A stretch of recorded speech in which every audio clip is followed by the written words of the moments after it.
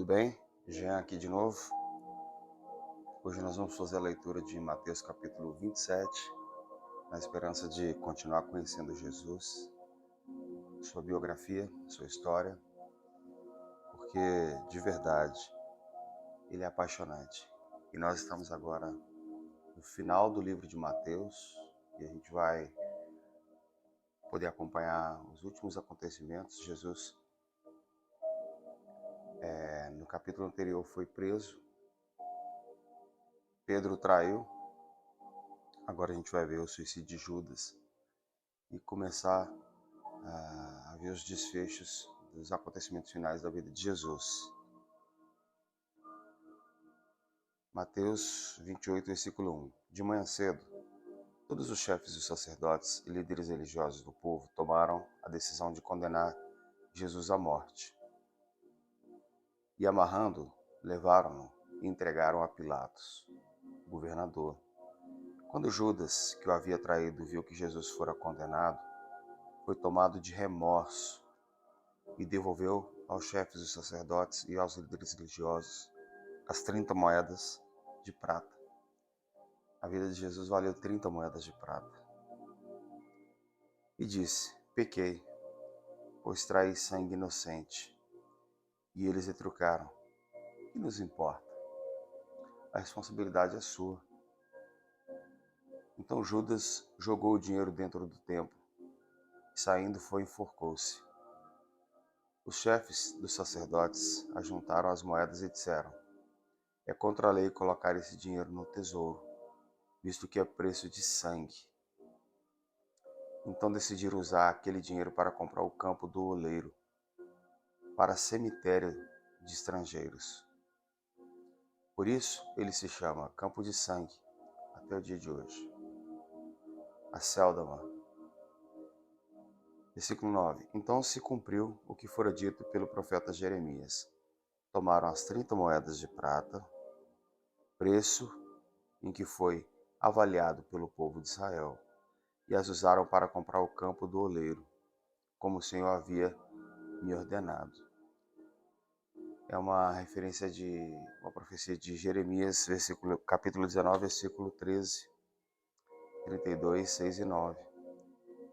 Fico pensando, até essa desgraça que aconteceu com Judas foi profetizada em detalhe, né?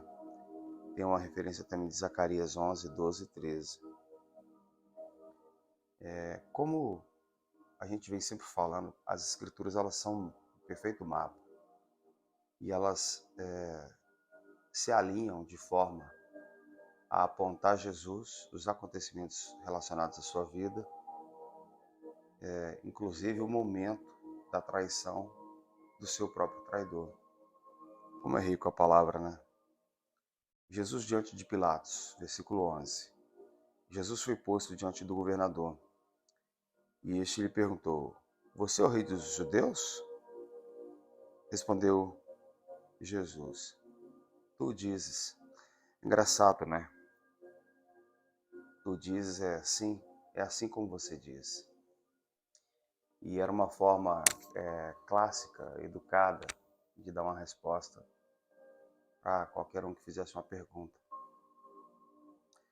Até nisso Jesus era exemplo, né? Era educadíssimo. Versículo 12. Acusado pelos chefes dos sacerdotes e pelos líderes religiosos, ele nada respondeu. Então Pilatos lhe perguntou: você não ouve as acusações que eles estão fazendo contra você?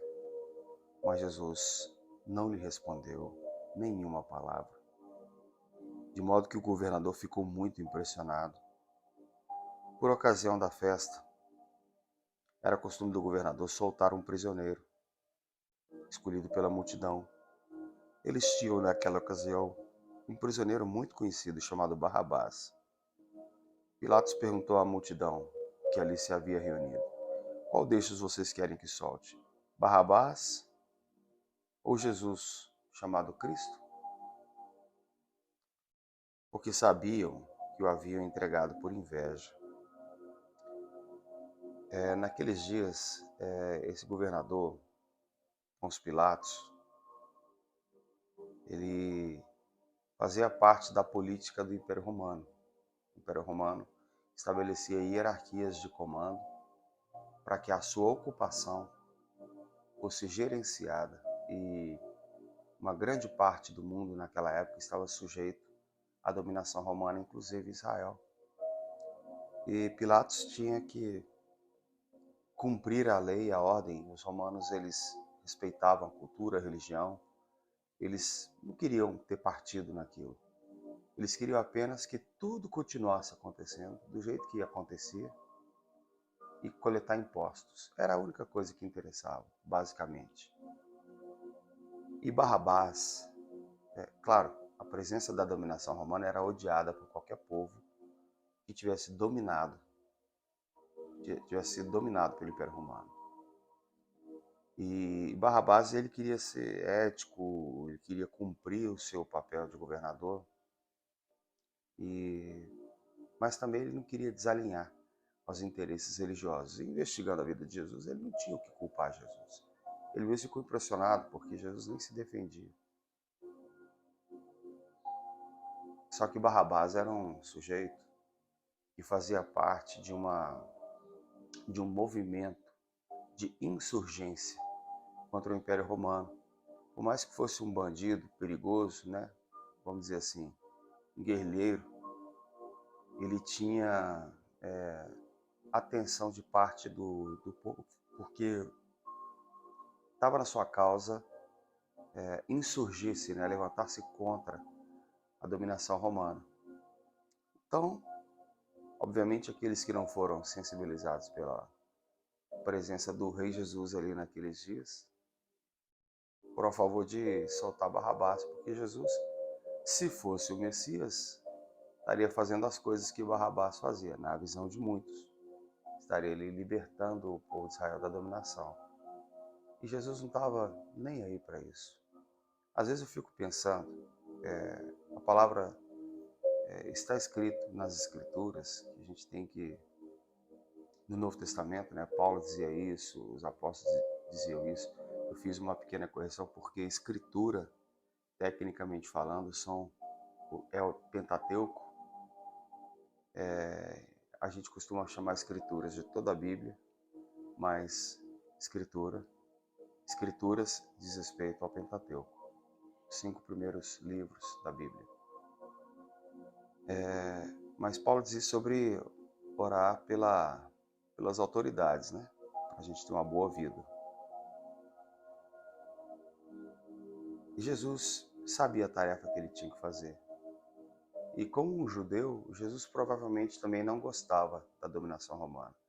Mas ele não veio para fazer uma força contra a dominação romana. E a esperança e a expectativa é que o tal do Messias anunciado nas Escrituras, que todos sabiam desde pequeno, que pudessem libertá-los do poderio romano. E Jesus não estava nem aí para isso. Qual o paralelo que eu vejo hoje? Esse mundo não vai melhorar. As coisas desse mundo, elas por si só não melhoram. Infelizmente, as pessoas se polarizam em partido A, partido B, candidato A, candidato B. Se destroem muitas vezes e ficam muito parecidas com aqueles dias de Jesus. Mas a minha percepção é de que nós precisamos entender o espírito por trás dessas coisas. Temos um posicionamento? Claro. Mas não entrarmos na loucura do extremismo. E muito menos idolatrar um pseudo-messias, salvador de tudo e de todos. Essa figura, ela não vai existir nesse mundo. Orar para que a gente tenha uma vida tranquila, orar pelas autoridades para que tenhamos vidas tranquilas. Se o candidato A ou B ganhou uma eleição, é obrigação. Mesmo que o seu candidato não tenha ganhado a eleição, precisa orar e abençoar as autoridades estabelecidas por Deus, porque isso é mandamento. Vamos lá, né? Quiseram libertar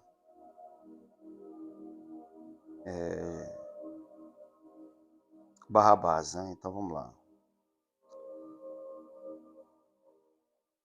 Versículo 17. Pilatos perguntou à multidão que ali se haviam reunido: qual desses vocês querem que solte? Barrabás ou Jesus chamado Cristo? Porque sabia que o haviam entregado por inveja. Estando Pilatos sentado no tribunal, sua mulher lhe enviou essa mensagem: Não se envolva com esse inocente, porque hoje, em sonho, sofri muito por causa dele. Mas os chefes dos sacerdotes e os líderes religiosos convenceram a multidão a que pedisse Barrabás e mandasse executar Jesus. Então perguntou o governador: Qual dos dois vocês querem que eu solte? Responderam eles: Barrabás. Perguntou Pilatos: Que farei então com Jesus chamado Cristo? Todos responderam: Crucifica-o. Era a cadeira elétrica daquela época. Era uma morte muito comum. Os condenados perigosos eram enviados para serem crucificados. Era um estilo de morte muito comum naquele tempo da dominação romana. Versículo 23. Por quê? Que crime cometeu? Perguntou Pilatos. Mas eles gritavam ainda mais: Crucifica-o! Quando Pilatos percebeu que ele não estava obtendo nenhum resultado, mas ao contrário, estava se iniciando um tumulto, essa palavra é chave, mandou trazer água, lavou as mãos diante do povo e disse: Estou inocente do sangue deste homem. A responsabilidade é de vocês. Por quê? Se tinha uma coisa que Pilatos não podia permitir que acontecesse como governador, era a rebelião. E já estava começando a levantar um início de revolta. Por aí você vê que ele foi político, ele cumpriu aquilo que o seu papel de autoridade estabelecida deveria fazer, seu papel político. Versículo 25. Todo o povo respondeu: Que o sangue dele caia sobre nós e sobre nossos filhos. Literalmente, né? Porque a gente precisava do sangue do Cordeiro. Então, mas eles não pediram com vistas a isso, mas com vistas à vingança. E acabaram sendo abençoados pelo sangue do Cordeiro. Versículo 26. Então Pilatos soltou-lhes Barrabás, mandou açoitar Jesus e o entregou para ser crucificado. Agora a gente vai ver a parte da história que referencia os soldados que zombam de Jesus. Versículo 27. Então os soldados do governador levaram Jesus ao pretório. Reuniram a tropa ao seu redor, tiraram-lhe as vestes e puseram nele um manto vermelho. Fizeram uma coroa de espinhos e a colocaram em sua cabeça. Puseram a vara em sua mão direita e, ajoelhando-se diante dele, zombavam: Salve, Rei dos Judeus! Cuspiram nele e, tirando-lhe a vara, batiam-lhe com ela na cabeça. A morte muito cruel, né? Depois de terem zombado dele, tiraram-lhe o manto e vestiram-lhe suas próprias roupas. Então o levaram para crucificá-lo. A crucificação. Ao saírem, encontraram um homem de Cirene, chamado Simão, e o forçaram a carregar a cruz.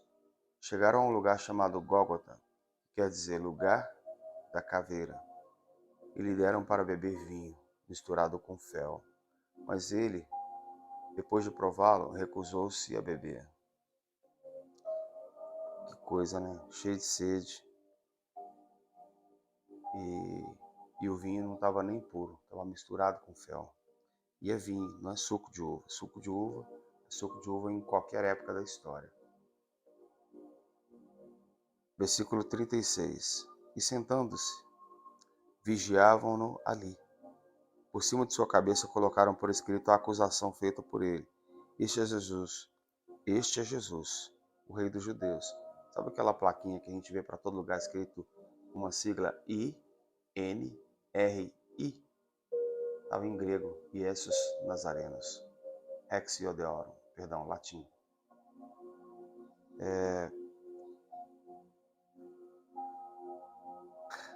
A placa também dizia a verdade, embora na mão de quem fizesse a placa era uma zombaria. Estava escrito: Este é Jesus, o Rei dos Judeus.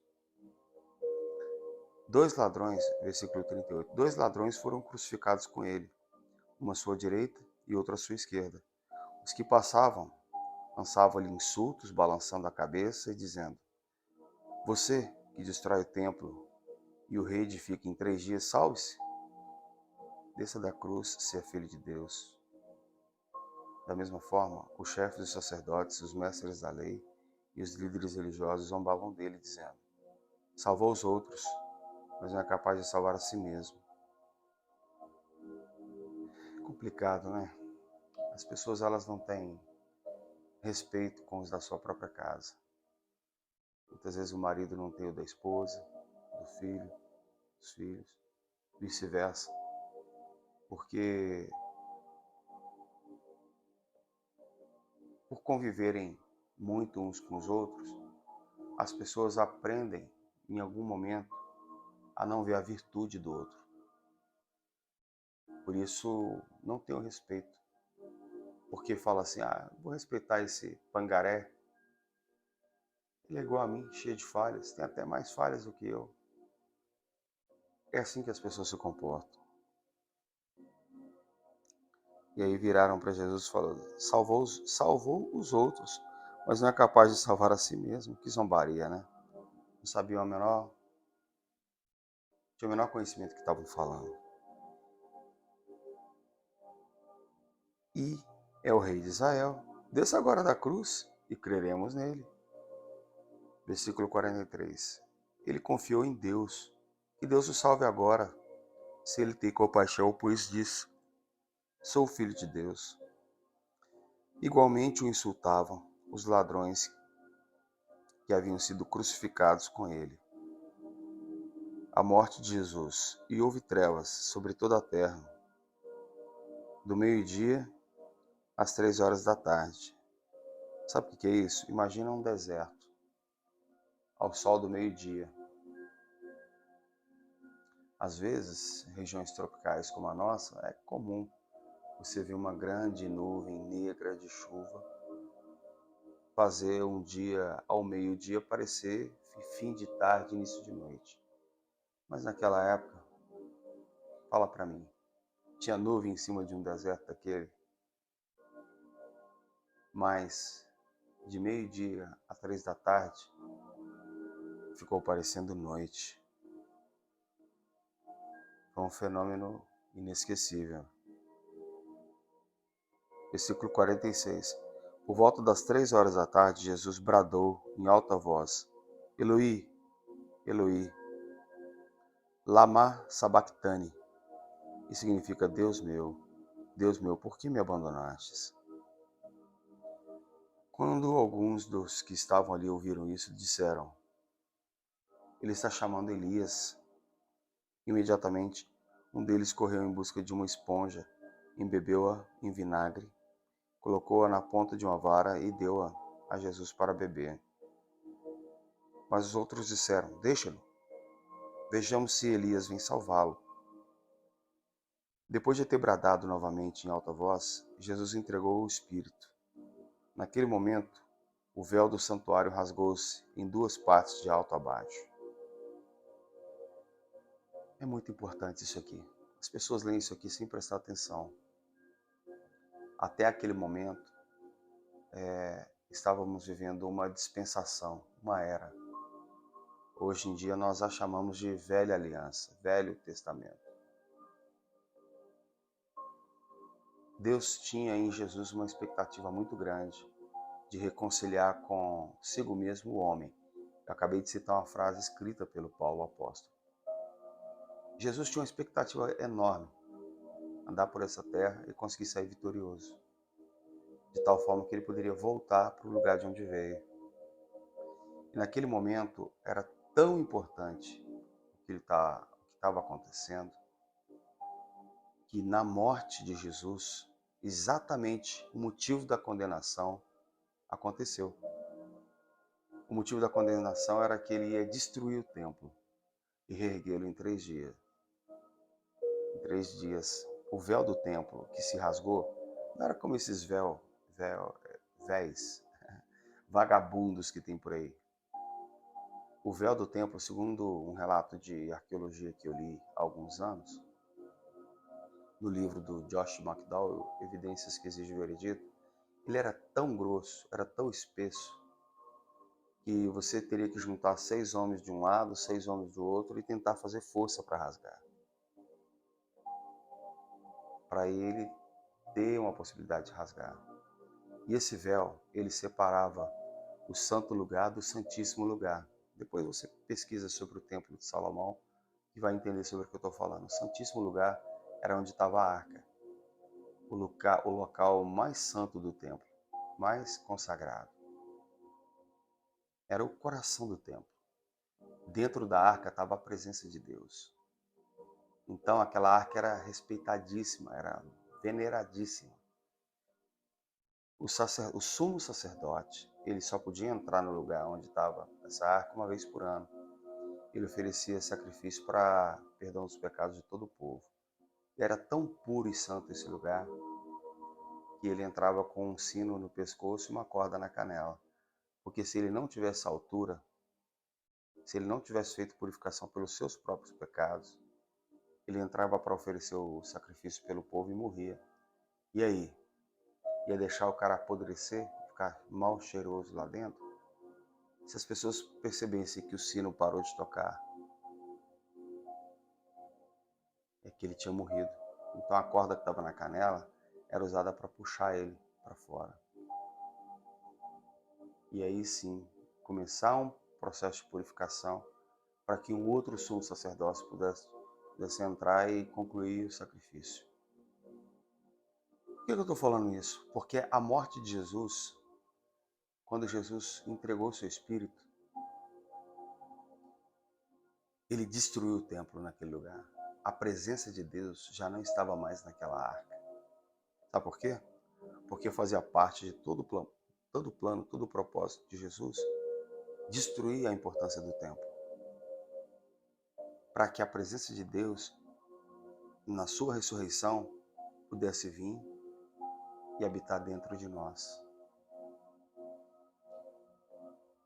Então, cada um de nós que fomos batizados, que entramos na fila de pecadores, a qual eu sempre me referencio, aquela fila de pecadores que Jesus entrou para ser batizado por João Batista, cada um de nós que passou por isso e foi batizado e recebeu o Espírito Santo, o Santíssimo Lugar de Deus foi colocado aqui, cumprindo um desejo antigo de Deus de habitar em templos não feitos por mãos de homem.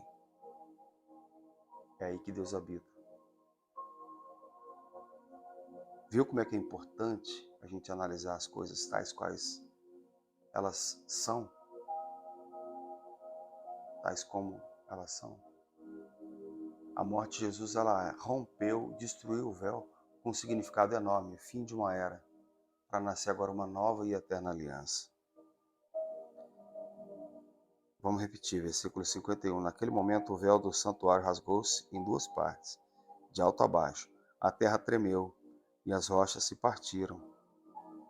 Os sepulcros se abriram e os corpos de muitos santos que tinham morrido foram ressuscitados. E, saindo dos sepulcros, depois da ressurreição de Jesus, entraram nas cidades santas e apareceram a muitos.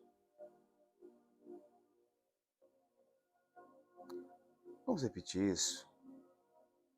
Naquele momento, o véu do santuário rasgou-se em 2 partes, de alto a baixo.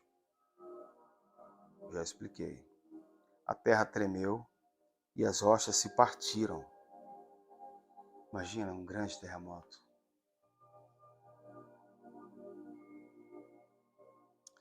Os sepulcros se abriram, as covas, e os corpos de muitos santos que tinham morrido foram ressuscitados. Que lindo isso, uma ressurreição acontecendo naquele momento. E saindo dos sepulcros, depois da ressurreição de Jesus, entraram na cidade santa e apareceram a muitos. Quando o centurião e os que com ele vigiavam Jesus viram o terremoto, tudo que havia acontecido, ficaram aterrorizados e exclamaram: verdadeiramente, este era o Filho de Deus. Olha só, o centurião era um chefe da guarda de 100 soldados romanos. Assim como hoje você tem o cabo, que ele tem a seu dispor alguns soldados, o sargento, que tem a seu dispor alguns cabos e alguns soldados, e por aí vai. O centurião era um funcionário romano e ele foi uma testemunha de que Jesus era o Filho de Deus e falou isso. Versículo 55. Muitas mulheres estavam ali, observando de longe. Elas haviam seguido Jesus desde a Galiléia para o servir. Entre elas estava Maria Madalena, Maria, mãe de Tiago e de José, e a mãe dos filhos de Zebedeu. O sepultamento de Jesus. Ao cair da tarde, chegou um homem rico de Arimateia chamado José, que se tornara discípulo de Jesus. Dirigindo-se a Pilatos, pediu o corpo de Jesus, e Pilatos ordenou que lhe fosse entregue. José tomou o corpo, envolveu-lhe num lençol limpo, de linho, e o colocou num sepulcro novo, que ele havia mandado cavar na rocha. E fazendo rolar uma grande pedra sobre a entrada do sepulcro, retirou-se. Maria Madalena e a outra Maria estavam assentadas ali, em frente ao sepulcro, à guarda do sepulcro. No dia seguinte, isto é, no sábado, os chefes dos sacerdotes e os fariseus dirigiram-se a Pilatos e disseram: Senhor, lembramos que, enquanto ele ainda estava vivo, aquele impostor disse: depois de 3 dias ressuscitarei. Ordena, pois, que o sepulcro dele seja guardado até o 3º dia, para que não venham seus discípulos e, roubando o corpo, digam ao povo que ele ressuscitou dentre os mortos. Este último engano será pior que o primeiro. Aí o chefe disse, né? Levem um destacamento, respondeu Pilatos. Podem ir e mantenham o sepulcro em segurança, como acharem melhor. Eles foram e armaram um esquema de segurança no sepulcro. E além de deixarem um destacamento montando guarda, lacraram a pedra.